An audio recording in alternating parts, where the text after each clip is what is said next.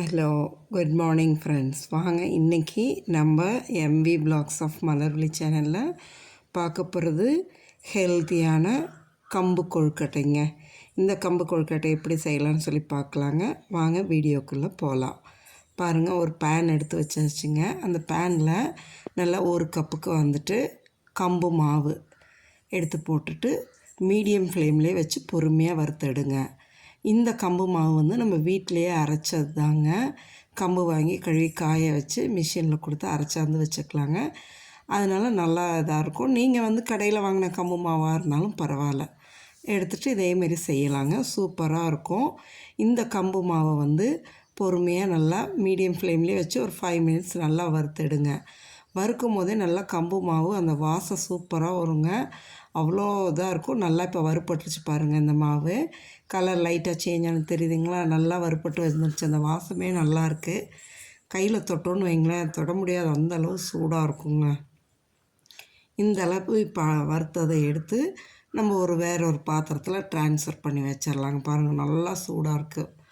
எடுத்து நான் ஒரு சின்ன பேஷனில் எடுத்து அப்படியே இந்த மாவை கொட்டி வச்சிடலாங்க. அது ஆறட்டும். ஆறுறதுக்குள்ளே நம்ம ஒரு மூடி தேங்காய் வந்து நல்லா துருவி எடுத்துக்கலாங்க. தேங்காய் வந்து நம்மளோட சாய்ஸுங்க. எந்த அளவு சேர்க்குறோமோ அந்தளவு டேஸ்ட் நல்லாயிருக்கும். நம்மளோட சாய்ஸ். இதுக்கு மேலே அதிகமாக வேணாலும் போட்டுக்கலாம்.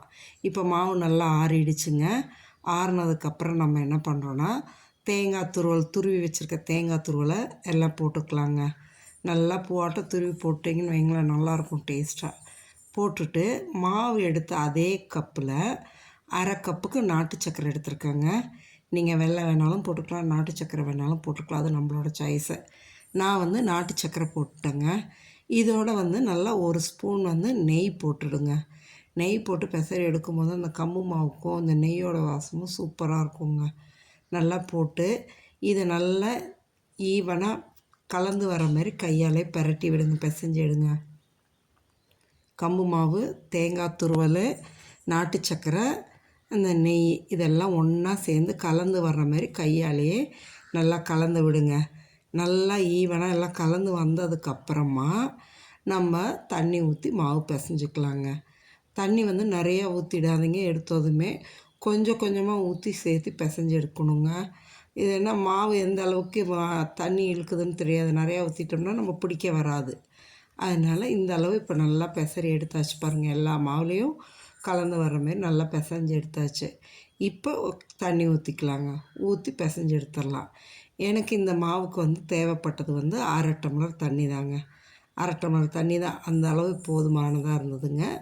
ஒரு மாவு ஒவ்வொரு அளவு தண்ணி எடுக்கிற தன்மை மாறும். அதுக்கேற்ற மாதிரி பார்த்துக்கலாம். சரிங்களா? இப்போ இந்த அளவு நல்லா பெசரி எடுத்தாச்சு. இப்போ என்ன பண்ணலாம், அப்படியே கொழுக்கட்டை செய்வோம் இல்லைங்களா? அதே தாங்க அப்படியே பிடிச்சி ஒரு இட்லி பாத்திரத்தில் வச்சு வேக வைக்கணுங்க. நான் இன்றைக்கி வந்து கொஞ்சம் தான், அதனால் பிளேட்டில் வச்சு வானல்லே வச்சு வேக வச்சு எடுத்துகிட்டு போகிறேங்க. எல்லாத்தையும் இதேமாரி பிடிச்சி வச்சுருங்க. பிடிச்சி நீட்டாக ஒரு பிளேட்டில் அடுக்கி வச்சு நான் இப்போ அதே வானலை வந்து கழுவிட்டு தண்ணி ஊற்றி கொதிக்க வச்சுருக்கேங்க. தண்ணி கொதிக்குது நல்லா. பாருங்கள், நான் உள்ளார ஸ்டாண்ட் போட்டால் ஹைட் அதிகமாக இருக்குதுன்னு ஒரு சின்ன பிளேட்டை அப்படியே கவுத்து போட்டு வச்சுருக்கேன். அதுக்கு மேலேயே இந்த பிளேட்டை வச்சிடலாங்க. பாருங்கள், நான் எடுத்ததுக்கு ஒரு 10 கொழுக்கட்டை தான் வந்தது. போதும், இது ஸ்நாக்ஸ் தானே, ஈவினிங் ஸ்நாக் தானே, போதும். அப்படியே போட்டு மூடி வச்சுருங்க. மூடி வச்சிட்டிங்கன்னா நல்லா ஒரு 10 நிமிஷம் வெந்துச்சுன்னா போதுங்க. வெந்ததுன்னா கமன்னு அப்படியே கம்பு வாசம் மணக்க நம்மளுக்கு கம்பு கொழுக்கட்டை ரெடி ஆகிடுச்சுங்க. இதே மாதிரி நீங்களும் செஞ்சு சாப்பிட்டு பாருங்கள். உடம்புக்கு ரொம்ப நல்லதுங்க. குழந்தைங்க விரும்பி இதே போல் நீங்களும் செஞ்சு சாப்பிட்டு பார்த்துட்டு எப்படி இருக்குன்னு மறக்காமல் கமெண்ட் செக்ஷனில் சொல்லுங்கள். வீடியோவை ஸ்கிப் பண்ணாமல் ஃபுல்லும் பாருங்கள். நம்ம சேனலை சப்ஸ்கிரைப் பண்ணுங்கள், லைக் பண்ணுங்கள், ஷேர் பண்ணுங்கள். ஹெல்த்தியான இந்த கம்பு கொழுக்கட்டையை நீங்களும் சாப்பிட்டு என்ஜாய் பண்ணுங்கள். ஈவினிங் ஸ்நாக் குழந்தைங்க ஸ்கூல் விட்டு வரும்போது நல்லா இந்தமாரி சுட செஞ்சு கொடுங்க. சாப்பிட்டு தேங்க்ஸ் சொல்லுவாங்க. ஓகே.